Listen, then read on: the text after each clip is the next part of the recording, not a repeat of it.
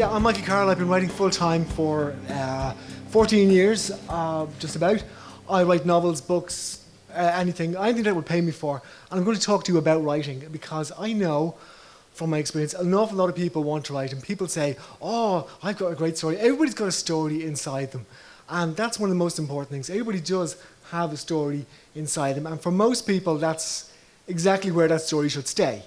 Now, that might sound quite harsh, but it's true. And just because someone is able to understand a story doesn't mean they're able to tell a story. So we should have the next slide by now. How are we doing?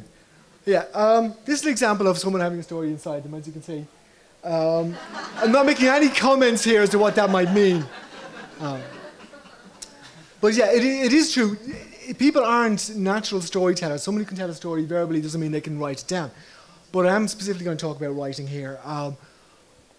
As a writer, people come up to me all the time and they say, oh, I've always wanted to be a writer. I said that to a writer many years ago, and he said, well, why don't you? And I said, why don't I? Because it's hard. We all expect this sort of thing. We all expect that there's going to be a massive book launch when our books are coming out. Never happens. We expect that we're going to make a fortune. Sadly, it doesn't happen. A lot of books do make a fortune. This book, for example, would sell billions of copies. These books actually keep the rest of us afloat. But the truth is, most writers don't make enough money to earn a living. The average book advance is less than $5,000. And if you can only do one book a year, you are better off working at McDonald's. As you see, 99% of the world's writing money goes to 1% of the world's writers. And I should know because I made that up. But it's probably true. So you're not really going to make a fortune unless you're lucky. But if you're going to stick with it, these are the rules. Number one, read. So many people say, oh, yeah, I want to write that. No, I haven't read anything like that. I've never read a kid's book, but how hard can it be? Yeah, well, it's only playing the piano, pressing the keys up and down in the right order. How hard can that be? You have to read. You have to know what your market is. You plan your work. Some writers make it up as they go along. Good luck to them. I'd rather do it the easy way. Know what I'm writing. Plan the work in advance. As it says here at the end, outlines are blueprints, they're not suggestions. You plan it, you stick to it. And then you write it. This is the most important thing that people forget. You have to write if you want to be a writer. Apply the seat of the pants to the seat of the chair. Get it done. And then when you're done, you rewrite, which is coming up any second now. Rewriting is the most important part of the first draft process. People think, oh, hey, it's finished. It's not finished. You have to take out the bad bits. There will be bad bits. Take them out.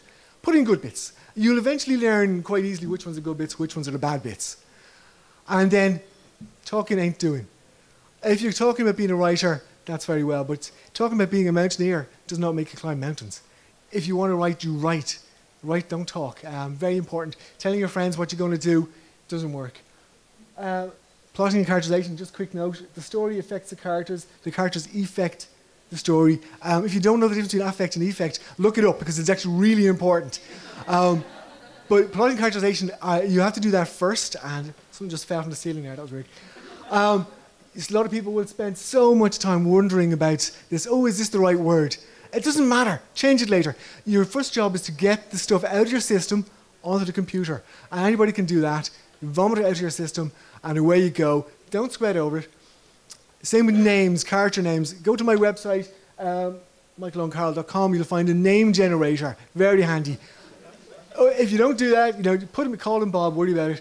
As my wife always says, don't sweat the petty things and don't pet the sweaty things. This is also important. If you think, if you want to sit there in the cafe, in your Starbucks, whatever, with your iPad writing, that's really just showing off. You can write anywhere. You're far better off writing in a quiet environment. As for the second draft, this is where the hard work comes in. All the red bits, that's all the bits taken out. That's one of my drafts. That's all the notes I've made and all the changes. You're not done when you finish, when you get to the end. You go back over and over and over. This is a recipe for success. It takes all of these things. That last one there, luck, a little bit of luck. It doesn't take a huge amount of luck, but what it does take more than anything else is the one above, time. You've got to put the time and the effort in. You're not going to make it as a writer if you don't. This is my work schedule, roughly.